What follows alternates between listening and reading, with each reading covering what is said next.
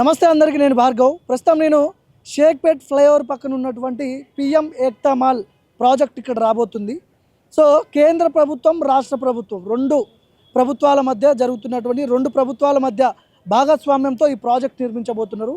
కేంద్ర ప్రభుత్వ నిధులతో ఈ ప్రాజెక్ట్ నిర్మించబోతున్నారు. అయితే బీఆర్ఎస్ వర్షన్ ఏంటంటే దీంట్లో ఒక ప్రైవేట్కి సంబంధించిన కంపెనీలు వంశీరామ్ బిల్డర్స్ కావచ్చు, అపర్ణ వాళ్ళు కావచ్చు, ఇద్దరు రెండు కంపెనీలకు లాభం చేకూర్చడానికి కాంగ్రెస్ ప్రభుత్వం రేవంత్ రెడ్డి ప్రయత్నాలు చేస్తున్నాడని చెప్పి బీఆర్ఎస్ పార్టీ వర్షన్. ఇక్కడే ఆ ప్రాజెక్ట్ రాబోతుంది. దాదాపు 27 లక్షల చదరపు అడుగులలో ప్రాజెక్ట్ రాబోతుంది.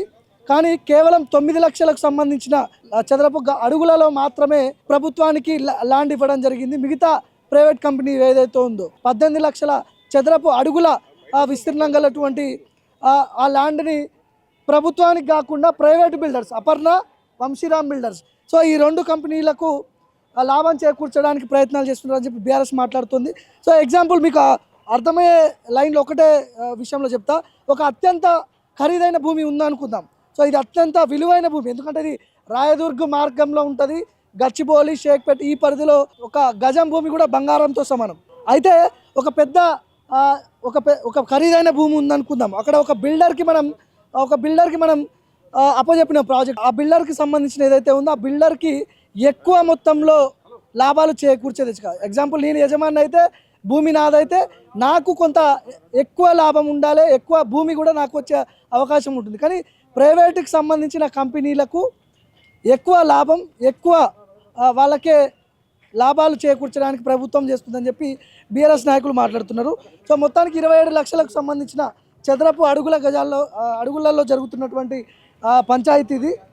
ఇప్పటివరకు బీఆర్ఎస్ పార్టీకి సంబంధించిన నాయకులందరూ ఇక్కడికి వచ్చారు, గొడవ చేశారు. సో ఆల్మోస్ట్ ఇది కేంద్ర ప్రభుత్వ నిధులతో నిర్మించబడుతున్నటువంటి ప్రాజెక్టు పిఎం ఏక్తా మాల్. మరి మోడీకి సంబంధించిన ప్రాజెక్టులోనే, కేంద్ర ప్రభుత్వ ప్రాజెక్టులోనే అవినీతి జరుగుతుందంటే మరి బీజేపీ వాళ్ళు ఏం చేస్తున్నారు? బీజేపీ వాళ్ళు నిద్రపోతున్నారా?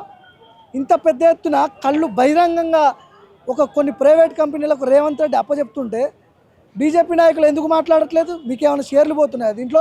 తెలంగాణ బీజేపీ నాయకుల గురించి మాట్లాడుతున్నారు. సో 27 చదరపు అడుగుల స్క్వేర్ ఫీట్లో 9 లక్షల చదరపు అడుగులు అంటే 33%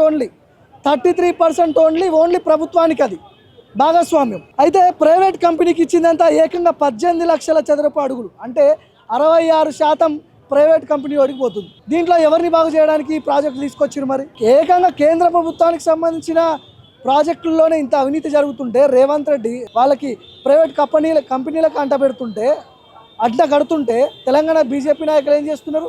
మీ ప్రభుత్వానికి సంబంధించిన ప్రాజెక్టే కదా, మీరు వచ్చి ఎందుకు మాట్లాడట్లేదు? పెద్ద ఎత్తున గోల్మాల్ జరిగే పరిస్థితి మనం చూస్తూ ఉన్నాం. తెలంగాణలో కొన్ని వేల కోట్ల రూపాయలకు సంబంధించిన భూములు ఈరోజు అన్యాక్రాంతం అయిపోతున్నాయి. ఇట్లనే బహిరంగంగా మొత్తం రియల్ ఎస్టేట్ దందా చేస్తున్నారు. సో భవిష్యత్తులో ప్రజలందరూ కూడా ఈ చిట్టా మొత్తం లెక్కేయాల్సిన అవసరం ఉంది, గుర్తుపెట్టుకోవాల్సిన అవసరం ఉంది. కెమెరా పర్సన్ రోహిత్తో భార్గవ్.